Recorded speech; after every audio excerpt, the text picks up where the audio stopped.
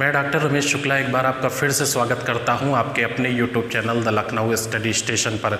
और आज हम लोग बात करेंगे लैंगिक अपराधों से बालकों का संरक्षण अधिनियम 2012 के भाग 2 पर। भाग 2 क्यों?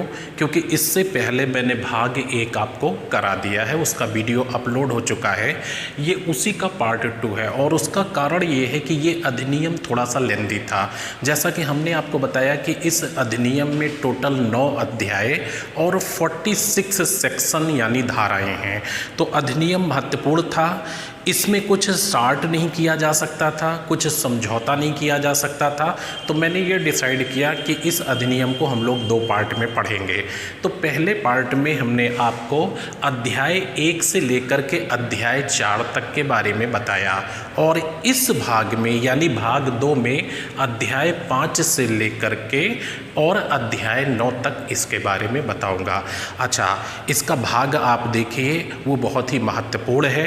यह अधिनियम 2012 में आया और इसमें जो अमेंडमेंट हुआ वो 2019 में हुआ, यानी 2019 के संशोधन के साथ। तो इसके भाग अध्याय 1 में आपने पढ़ा था कि धारा 1 और 2 के बारे में कि इस अधिनियम का संक्षिप्त नाम क्या है, इसका विस्तार कहाँ तक है और ये प्रवर्तित कब हुआ। धारा 2 में आपने परिभाषाएं पढ़ी। फिर आप आ गए थे अध्याय 2 में, जो कि सबसे महत्वपूर्ण है, और वह अध्याय था कि बालकों के प्रति लैंगिक अपराध है, यानी सेक्सुअल असॉल्ट अगेंस्ट चिल्ड्रेन। इसमें 3 से लेकर सेक्शन 12 तक आपने देखा। तो 3 से लेकर सेक्शन 12 तक यानी धारा 12 तक जो है बालकों के विरुद्ध लैंगिक अपराध के बारे में दिया हुआ है।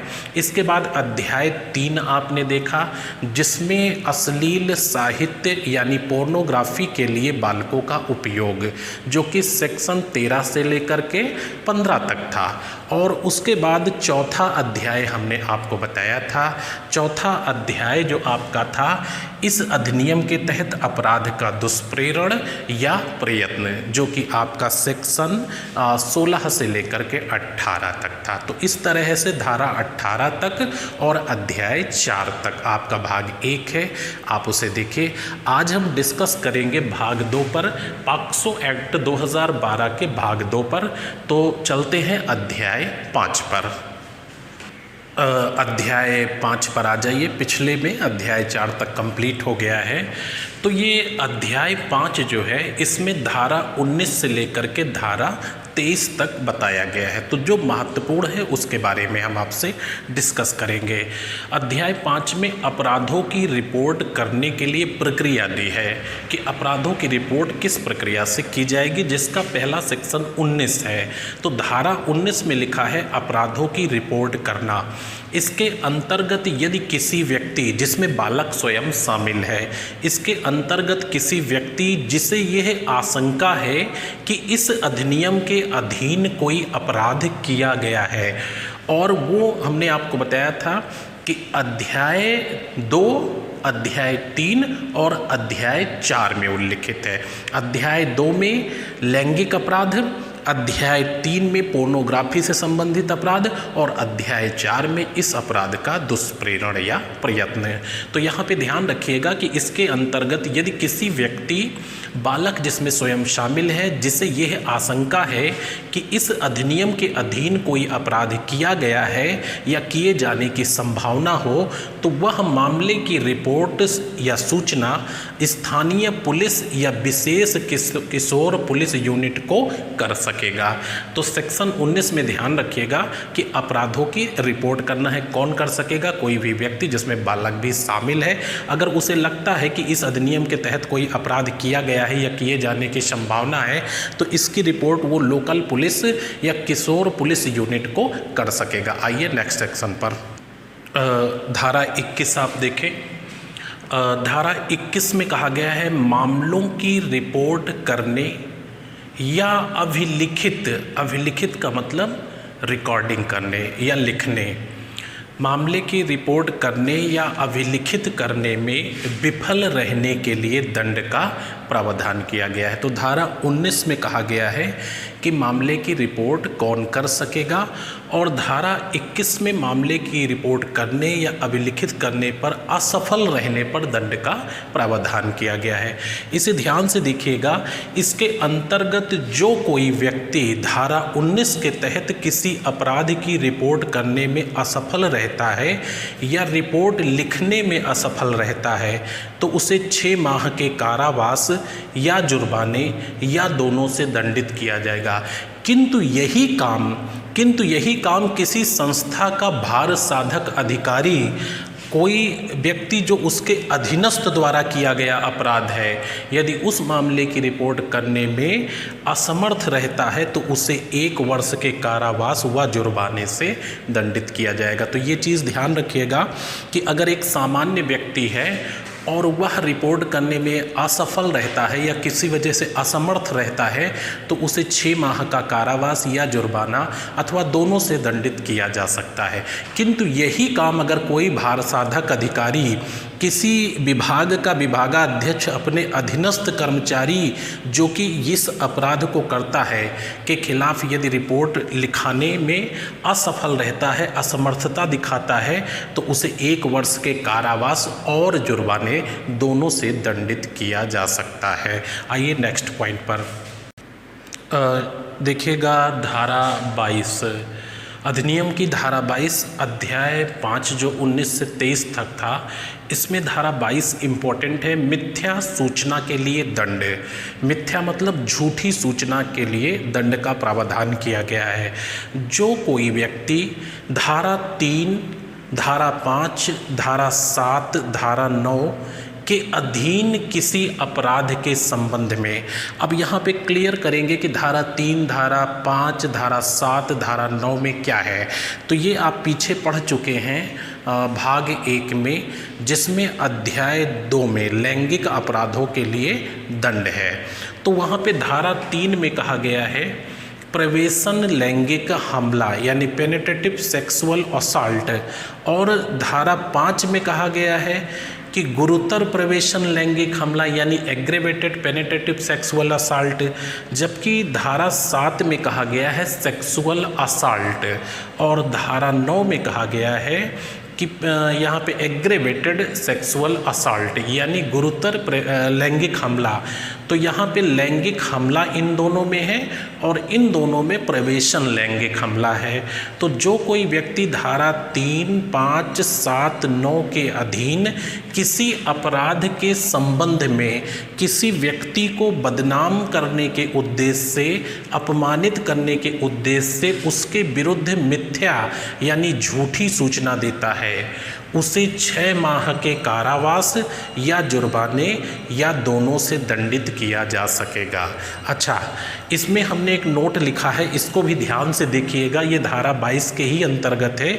यदि यह सूचना कोई बालक देता है तो उसे किसी दंड से दंडित नहीं किया जाएगा, किंतु कोई व्यक्ति बालक के विरुद्ध मिथ्या सूचना देता है तो उसे 1 वर्ष के कारावास या जुर्माने अथवा दोनों से दंडित किया जाएगा। तो इसे नोट कर लीजिएगा कि धारा 3, 5, 7, 9 के अधीन किसी अपराध की संबंध में अगर कोई व्यक्ति किसी व्यक्ति को बदनाम करने के उद्देश्य से मिथ्या सूचना देता है तो उसे 6 माह के कारावास या जुर्माने से दंडित किया जाएगा। किंतु अगर यही सूचना कोई बालक देता है तो उसके लिए कोई दंड का प्रावधान इस सेक्शन में नहीं किया गया है, जबकि बालक के विरुद्ध यदि कोई सूचना देता है तो उसे 1 वर्ष के कारावास या जुर्माने से दंडित किया जाएगा। आइए नेक्स्ट अध्याय पर आ जाइए। अध्याय 6 पर। अध्याय 5 आपने देखा, अब अध्याय 6 पे आप देखेंगे धारा 24 से लेकर के धारा 27 तक। तो 24, 25, 26, 27 इसमें 4 धाराएं हैं, लेकिन जो इम्पोर्टेंट है उसके बारे में हम आपसे डिस्कस करेंगे। अध्याय 6 में बताया गया है कि बालक के कथन को अभिलिखित करने के लिए प्रक्रिया, बालक के कथन को अभिलिखित करने के लिए प्रक्रिया, तो इसकी धारा 24 बहुत इम्पॉर्टेंट है। बालक के कथन का अभिलिखित किया जाना, ध्यान से देखिएगा। इसके अंतर्गत बालक के बयान, उसके निवास स्थान, इसके अंतर्गत बालक के बयान, उसके निवास स्थान, जहाँ पर वह सामान्यतया रहता है यानी निवास करता है, या उसके पसंद का स्थान पर पुलिस उप निरीक्षक या उससे ऊपर के महिला पुलिस अधिकारी द्वारा लिए जाने की संभव कोशिश होनी चाहिए। यानी कहने का मतलब ये है कि अगर किसी बालक के बयान दर्ज करने हैं, अभिलिखित करना है उसके कथन को, तो पहली चीज़ उसके निवास स्थान पर जहाँ पे वो जनरली निवास करता है या उसके पसंद का कोई भी स्थान हो, वहाँ पर पुलिस उप निरीक्षक या उससे ऊपर यानी सब इंस्पेक्टर या उससे ऊपर की महिला पुलिस अधिकारी द्वारा यदि पॉसिबल हो, जहाँ तक संभव हो, तो महिला पुलिस अधिकारी द्वारा उसके बयान लिए जाने की कोशिश होनी चाहिए। इस दरमियान यानी बयान के समय पुलिस अधिकारी वर्दी में नहीं होगा, यानी सिविल ड्रेस में होगा पुलिस अधिकारी, और अन्वेषण के समय पुलिस अधिकारी यह सुनिश्चित करे कि बालक अभियुक्त के संपर्क में ना आए। ये बहुत ही इम्पोर्टेंट है। इन्वेस्टिगेशन करते समय इन्वेस्टिगेशन ऑफिसर का ये कर्तव्य होगा वो इस चीज़ को क्लियर करे कि बयान दर्ज करते समय, कथन अभिलिखित करते समय किसी भी स्थिति में अभियुक्त बालक के सामने नहीं आना चाहिए। और इसी के साथ ये ध्यान रखिएगा, साथ ही रात्रि में किसी भी कारण से बालक को पुलिस स्टेशन में निरुद्ध नहीं किया जा सकेगा, नहीं रखा जा सकेगा, और उसकी पहचान को यानी बालक के पहचान को सार्वजनिक तब तक नहीं किया जाएगा जब तक स्वयं बालक के हित में ना हो। तो यहाँ पे आपने देखा कि धारा 24 है, इसे डिटेल में लिख लीजिएगा। इसका शॉर्ट स्क्रीन ले करके मैं साइड में हो जाता हूँ, आप इसको अच्छे से लिखिएगा। बालक के कथन का अभिलिखित किया जाना, तो बालक का जो बयान है उसके आवास पे दर्ज किया जाएगा या उसके पसंद के स्थान पे। उप निरीक्षक से ऊपर के पुलिस अधिकारी या कोशिश ये होनी चाहिए कि महिला पुलिस अधिकारी द्वारा, जो कि वर्दी में ना हो, सादे ड्रेस में दर्ज किया जाएगा। और इन्वेस्टिगेशन के समय किसी भी स्थिति में अभियुक्त जो है वो बालक के सामने ना आए, बालक को थाने में निरुद्ध नहीं किया जाता है रात्रि के समय, और यहाँ पे मीडिया वगैरह में उसकी पहचान को सार्वजनिक नहीं किया जाएगा जब तक कि स्वयं बालक के हित में ना हो। आइए नेक्स्ट पॉइंट पर आ जाइए, अध्याय 6 की धारा 27। तो अध्याय 6 में हमने सिर्फ आपको 2 धाराएं बताई हैं, एक 24 और एक 27। ये दोनों इम्पॉर्टेंट हैं, इन्हें ध्यान रखिएगा। तो धारा 27 में बालक की चिकित्सा परीक्षण है, यानी यहाँ पे धारा 27 में मेडिकल एग्जामिनेशन ऑफ चाइल्ड, बालक की चिकित्सा परीक्षण के बारे में बताया गया है। तो ध्यान से इसे देखेंगे, और ये सीआरपीसी की धारा 164A के तहत चिकित्सा परीक्षण किया जाएगा, यानी क्रिमिनल प्रोसीजर कोड के 164A, ध्यान रखेंगे 164A के तहत चिकित्सा परीक्षण किया जाएगा। तो बालक की चिकित्सा परीक्षण, इसके अंतर्गत दंड प्रक्रिया संहिता की धारा 164A के तहत उस बालक का चिकित्सा परीक्षण कराया जाएगा, यानी मेडिकल टेस्ट कराया जाएगा जिसके विरुद्ध अपराध हुआ है। इस अधिनियम के तहत जिसके विरुद्ध अपराध हुआ है उस बालक का चिकित्सा परीक्षण सीआरपीसी की धारा 164A के तहत कराया जाएगा, चाहे इस अधिनियम के तहत मुकदमा पंजीकृत हुआ हो या ना हुआ हो, यानी एफआईआर अभी तक लिखी गई या नहीं लिखी गई इससे फ़र्क नहीं पड़ता है। 164A सीआरपीसी की धारा के तहत उसका मेडिकल कराया जाएगा। अच्छा, यदि पीड़ित कोई बालिका है, ये भी ध्यान रखिएगा कि यदि पीड़ित कोई बालिका है तो चिकित्सा परीक्षण महिला डॉक्टर द्वारा किया जाएगा, और इस दरमियान उसके माता पिता या जिस पर वह विश्वास करे वह उपस्थित रहेगा। यदि ऐसा नहीं होता है, बाय द वे माता पिता या उसके पसंद का व्यक्ति उपस्थित नहीं हो पाता है, तो जिले का जो चीफ मेडिकल ऑफिसर होगा यानी मुख्य चिकित्सा अधिकारी होगा, वो किसी महिला का नाम निर्दिष्ट कर देगा इसके लिए, और वह महिला चिकित्सा परीक्षण के दौरान पूरे समय तक उपस्थित रहेगी। तो ये ध्यान रखिएगा, काफ़ी सेंसिटिव मैटर बालकों के संबंध में होता है, इसलिए इस तरह के प्रावधान किए गए हैं। तो धारा 27 में बालक की चिकित्सा परीक्षण है यानी मेडिकल एग्जामिनेशन ऑफ चाइल्ड। आइए अध्याय 7 पर चलते हैं। अध्याय 7 में आ जाइए, और ये अध्याय काफ़ी इम्पोर्टेंट है। इसमें स्पेशल कोर्ट यानी लैंगिक अपराधों से बालकों का संरक्षण अधिनियम 2012 के अपराधों पर यानी इसके अंतर्गत होने वाले अपराधों पर त्वरित विचारण के लिए, त्वरित विचारण मतलब फास्ट ट्रैक के लिए विशेष न्यायालयों के गठन का प्रावधान किया गया, और ये विशेष न्यायालय सेशन न्यायालय को ही घोषित किया जाएगा। स्टेट गवर्नमेंट उच्च न्यायालय के परामर्श से प्रत्येक जिले के सेशन न्यायालय को ही विशेष न्यायालय घोषित कर सकेगी। यह अधिनियम के अध्याय 7 की धारा 28 में प्रावधान किया गया है। तो अध्याय 7 आप देखें, विशेष न्यायालय यानी स्पेशल कोर्ट, ये 28 से लेकर के सेक्शन 32 तक है, और धारा 28 में कहा गया है कि विशेष न्यायालय का पदाविहित किया जाना, पदाविहित का मतलब घोषित किया जाना या उसको न्यायालय को उस काम के लिए अथराइज्ड किया जाना। तो इसके अंतर्गत स्टेट गवर्नमेंट इस अधिनियम के अधीन मामलों में त्वरित विचारण के लिए उच्च न्यायालय के परामर्श से राजपत्र में अधिसूचना द्वारा, राजपत्र का मतलब गजट होता है, गजट में अधिसूचना द्वारा प्रत्येक जिले के लिए सेशन न्यायालय को यानी सेशन कोर्ट को ही स्पेशल कोर्ट घोषित कर सकेगी, जो इस अधिनियम के तहत मामलों पर त्वरित विचारण करेगा। तो ये धारा 28 आप ध्यान रखिएगा कि विशेष न्यायालय का पदाविहित किया जाना, ठीक है, जिसमें क्या है कि सेशन न्यायालय को ही विशेष न्यायालय स्टेट गवर्नमेंट घोषित कर सकेगी, लेकिन ऐसा किस तरह से करेगी, तो उच्च न्यायालय के परामर्श से करेगी। आइए अगली धारा पर आ जाइए, नेक्स्ट सेक्शन धारा 29 पर, और इसी के साथ धारा 32 भी दिखाएंगे आपको।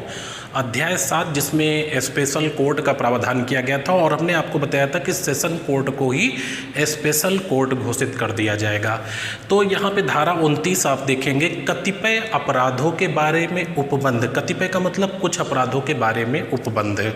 तो यहाँ पे यदि कोई व्यक्ति इस अधिनियम के अधीन धारा 3, धारा 5, धारा 7, धारा 9, ये मैं आपको कई बार बता चुका हूँ, और उसके भाग 1 में डिटेल में दिया भी है।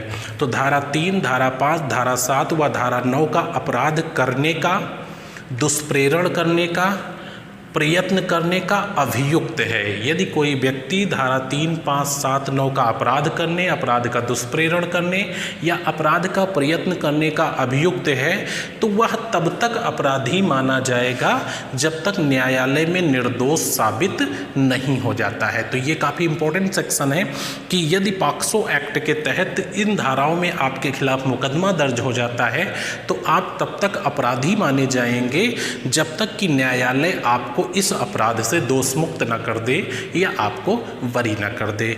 और नेक्स्ट सेक्शन आपका है धारा 32 जिसमें विशेष लोक अभियोजक यानी स्पेशल पब्लिक प्रोसिक्यूटर की व्यवस्था की गई है, और इस अधिनियम के तहत मामलों के संचालन के लिए, उपबंधों के संचालन के लिए प्रत्येक जिले में एक लोक अभियोजक नियुक्त किया जाएगा।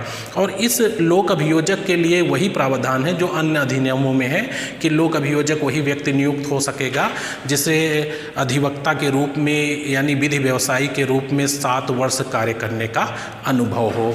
तो धारा 32 में है विशेष लोक अभियोजक, जो इस अधिनियम के उपबंधों के संचालन के लिए प्रत्येक जिले में नियुक्त किया जाएगा। आइए नेक्स्ट पॉइंट पर आ जाइए, नेक्स्ट पॉइंट पर, और ये अध्याय 8 है जिसमें धारा 33 से लेकर के 38 तक मेंशन किया गया है। 33 से लेकर के 38 तक अध्याय 8 में विशेष न्यायालय की प्रक्रिया और शक्तियाँ तथा साक्ष्य अभिलेखन के संबंध में उल्लेख किया गया है, यानी procedure and power of special court and recording of evidence, procedure of power procedure and power यानी प्रक्रिया और शक्तियाँ ऑफ स्पेशल कोर्ट यानी विशेष न्यायालय की। कौन सा विशेष न्यायालय? सेशन न्यायालय को ही विशेष न्यायालय घोषित किया गया है। और एविडेंस रिकॉर्डिंग यानी अभिलेखन यानी साक्ष्य अभिलेखन के बारे में भी इसके संबंध में अध्याय 8 में प्रावधान किया गया है। तो इसकी धारा 33 आप देखेंगे, विशेष न्यायालय की प्रक्रिया और शक्तियाँ। इसके अंतर्गत विशेष न्यायालय अभियुक्त का विचारण, अपराध का गठन करने वाले तथ्यों का परिवाद प्राप्त होने या ऐसे तथ्यों की पुलिस रिपोर्ट के आधार पर संज्ञान ले सकेगा। इस दरमियान बालक से पूछे जाने वाले प्रश्नों के संबंध में लोक अभियोजक, विशेष लोक अभियोजक यानी स्पेशल पब्लिक प्रोसिक्यूटर न्यायालय को अवगत कराएगा। कहने का मतलब ये है कि कौन से प्रश्न बालकों से पूछे जाने वाले हैं, इसके संबंध में जो लोक अभियोजक होगा वो न्यायालय को पहले ही अवगत करा चुका होगा। पूछताछ के दौरान न्यायालय बालक की सुविधा के लिए बीच बीच में विराम ले सकेगा, ब्रेक ले सकेगा, और साथ ही न्यायालय का माहौल ऐसा रखेगा, एटमॉस्फेयर ऐसा रखेगा न्यायालय का जो मित्रवत लगे।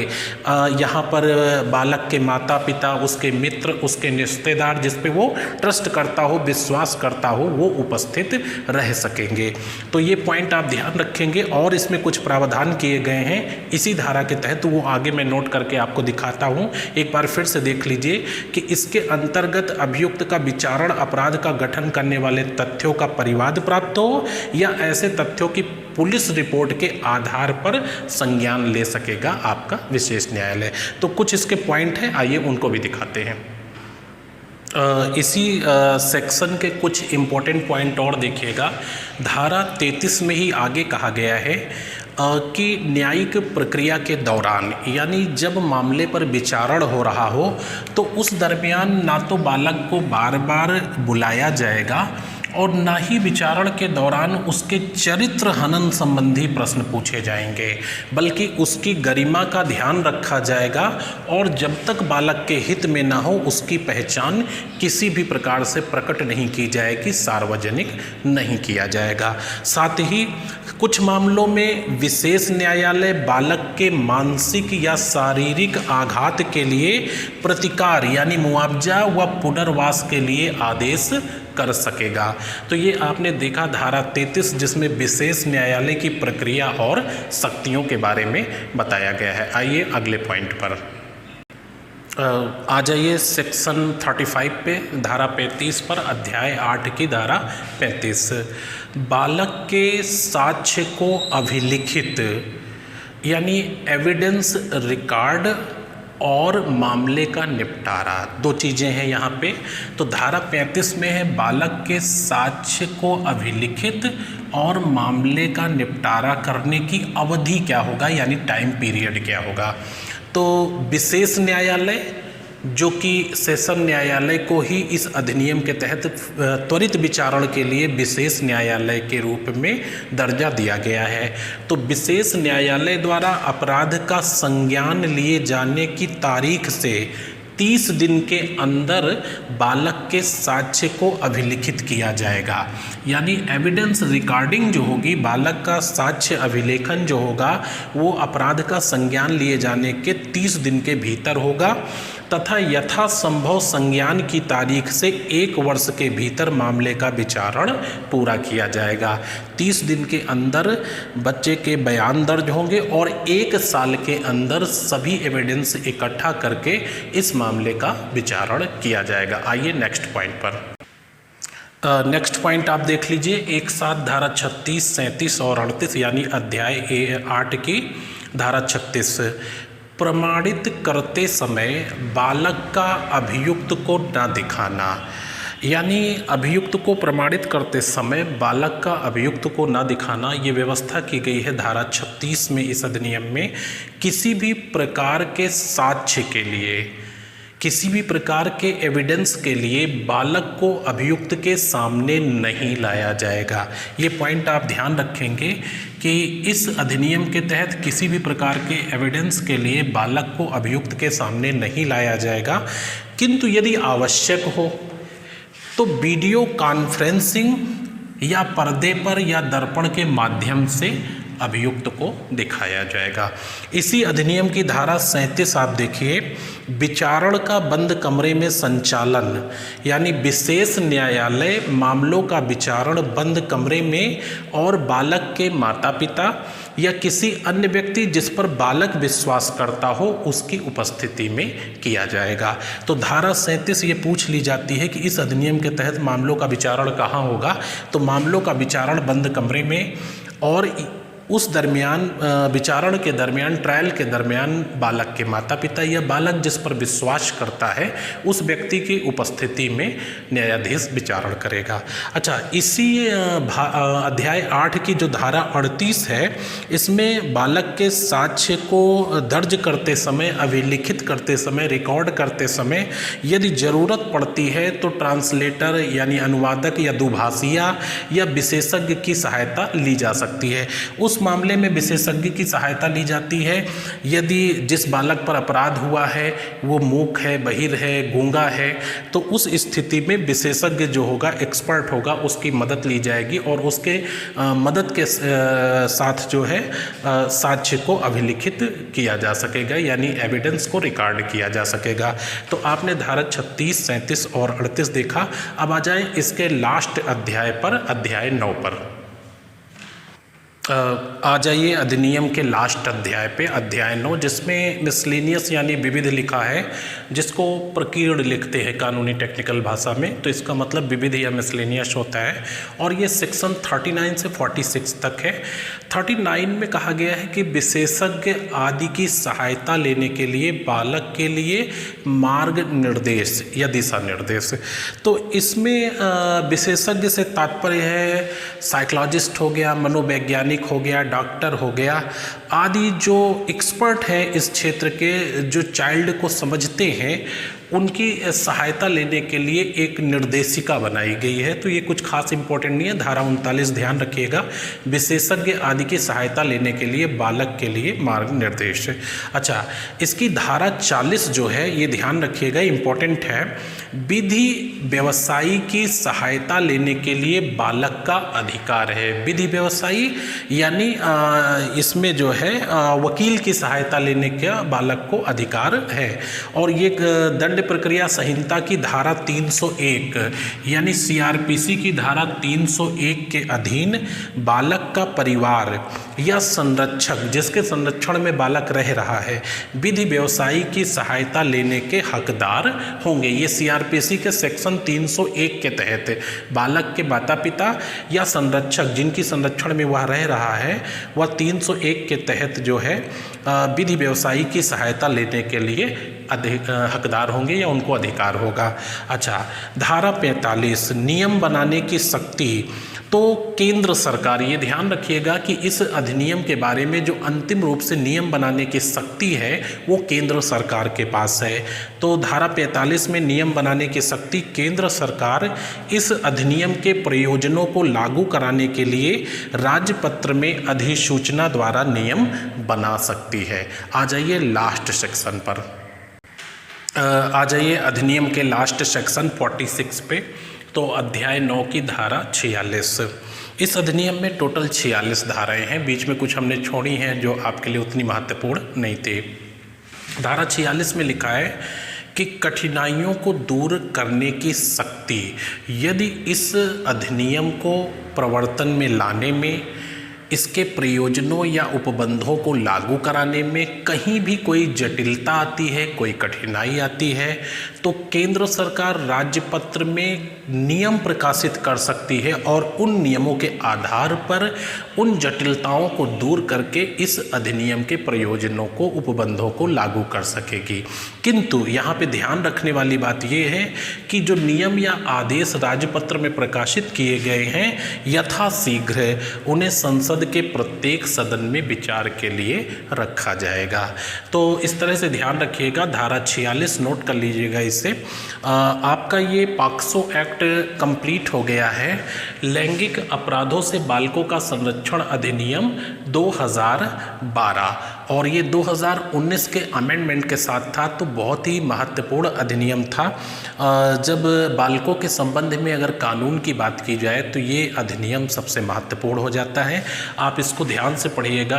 भाग 1 और भाग 2 जब दोनों मिला करके आप नोट्स बना लेंगे, पढ़ेंगे, तो वास्तव में जब कहीं भी ये पूछा जाता है किसी परीक्षा में तो आप बेहतर तरीके से जवाब दे पाएंगे। तो अब मिलते हैं आपसे नेक्स्ट अधिनियम में, तब तक के लिए बहुत सारी शुभकामनाएं। धन्यवाद।